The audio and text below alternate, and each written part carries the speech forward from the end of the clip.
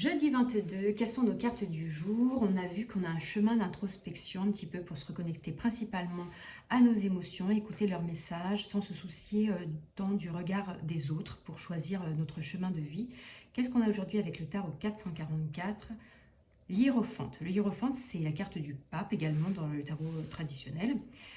C'est une carte qui parle d'enseignement, de formation, donc d'expérience de vie et notamment de la présence d'un guide sur ton chemin. Il y a peut-être dans ton entourage une personne qui est, alors qui peut vraiment être un enseignant en fonction de ce que tu fais en ce moment toi, de si tu suis une formation ou autre, mais quelqu'un qui t'apporte énormément en termes de connaissances et d'évolution personnelle. Donc ça peut être une personne que tu perçois comme un guide, ça peut être un ami de bons conseils aussi par exemple. Et ça peut aussi être toi-même si tu estimes avoir la clé intérieurement, la réponse à toutes tes questions. Souvent on les a, mais parfois il y a une personne guide autour de nous qui rentre en résonance avec nos vibrations intérieures et qui nous permettent de mieux les percevoir, de mieux les capter, de les rendre plus visibles par cette connexion. Ici, avec le petit oracle des messages de nos guides, on nous dit « Le soleil se lève, l'avenir s'éclaircit. D'ici peu, les nuages se déchireront pour laisser place à la lumière d'un soleil nouveau. Vous sortez des brumes de l'incertitude pour avancer vers un avenir beaucoup plus lumineux. » Je vais le refaire en tutoiement parce que j'aime bien.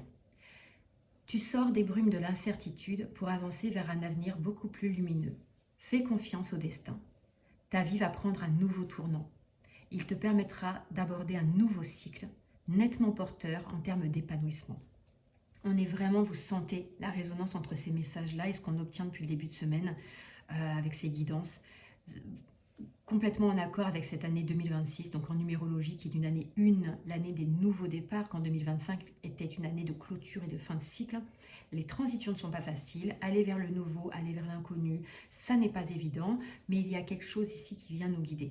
Donc le conseil du jour, c'est si tu as quelqu'un dans ton entourage qui te guide, qui te fait du bien, qui t'aide à y voir clair, ça peut être intéressant de demander conseil peut-être à cette personne, de te rapprocher, ça peut être une ou plusieurs personnes d'ailleurs, hein, et ça peut aussi être toi-même, mais il y a vraiment ce message optimiste qui te dit que tu es sur la bonne voie.